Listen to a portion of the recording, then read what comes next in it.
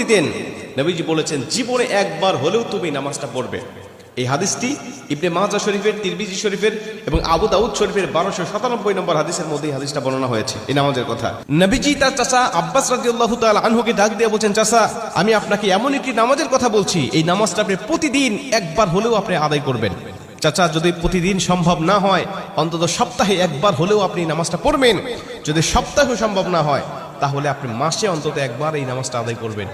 চাচা যদি মাসেও আপনার পক্ষে কষ্টকর হয়ে যায় বছরে একবার পড়বেন, যদি বছরেও না পারেন জীবদ্দশায় অন্তত একবার হলেও নামাজটা পড়বেন।